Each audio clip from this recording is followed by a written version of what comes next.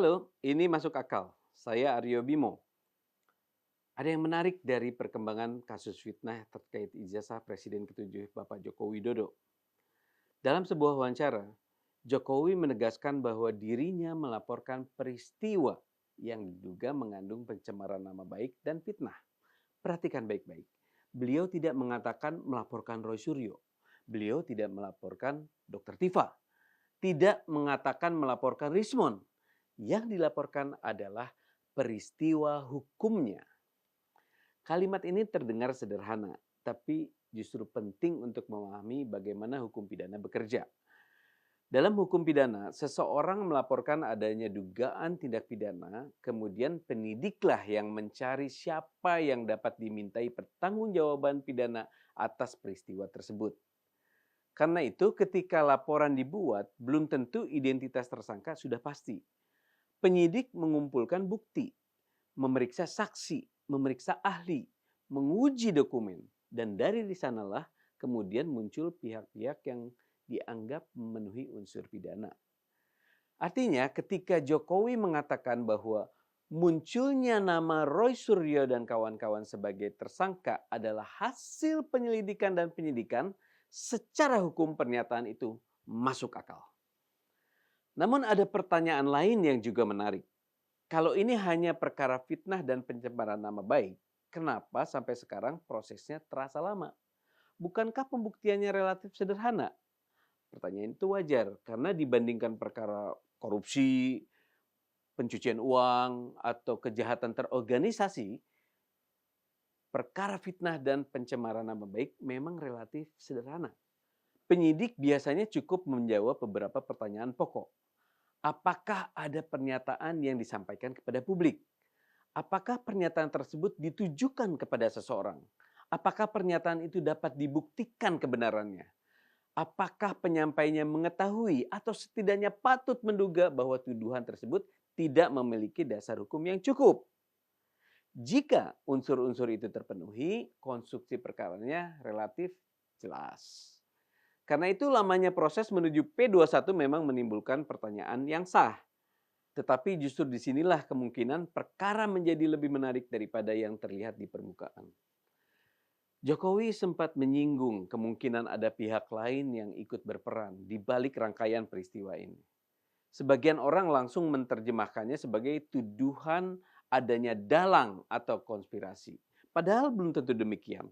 Dalam hukum pidana, jika penyidik menemukan fakta baru yang relevan, mereka memang wajib menelusurinya. Kalau ada komunikasi yang relevan, kalau ada koordinasi yang relevan, kalau ada peran pihak lain yang berkaitan dengan dugaan tindak pidana, maka semuanya harus diperiksa. Bukan karena penyidik sedang mencari sensasi, tetapi karena memang itulah tugas penyidik. Tujuan penyidikan bukan mencari siapa yang paling terkenal, tujuan penyidikan adalah menemukan seluruh fakta yang relevan. Dan disinilah muncul pertanyaan yang menurut saya wajar diajukan ke publik. Apakah perkara ini benar-benar berdiri sendiri?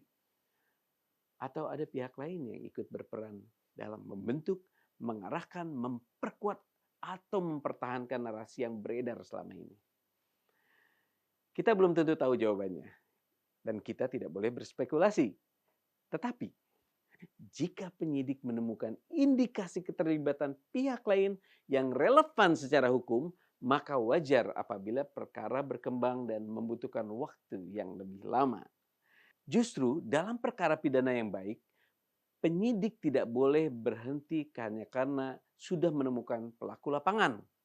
Jika ditemukan fakta baru, seluruh rangkaian peristiwa harus ditelusuri sampai tuntas.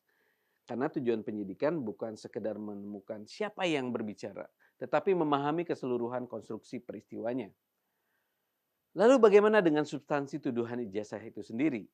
Nah, di sini ada perkembangan yang sering luput dari perhatian publik. Selama bertahun-tahun, publik disuguhi narasi bahwa ini adalah perjuangan mencari kebenaran, bahwa ini adalah penelitian ilmiah, bahwa ini adalah upaya membuktikan adanya dugaan pemalsuan.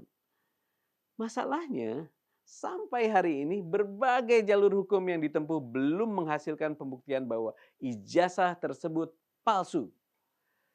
Sebaliknya, Hasil penyelidikan Bareskrim justru menyimpulkan bahwa ijazah yang diperiksa adalah dokumen yang asli dan sah. Perhatikan, kesimpulan itu tidak lahir dari opini, tidak lahir dari kepercayaan kepada Jokowi, dan tidak lahir semata-mata dari pernyataan UGM. Sebelum mengambil kesimpulan, penyidik melakukan serangkaian pemeriksaan yang cukup luas. Penyidik meminta keterangan Universitas Gadjah Mada, memeriksa data dan arsip akademik yang masih tersedia, memeriksa pihak-pihak yang terkait dengan proses pendidikan dan penerbitan dokumen, memeriksa dokumen yang pernah digunakan dalam berbagai proses pencalonan yang diverifikasi oleh KPU, memeriksa dokumen pembanding dari periode yang sama, dan yang paling penting melakukan pemeriksaan forensik melalui Pusat Laboratorium Forensik atau Puslapfor.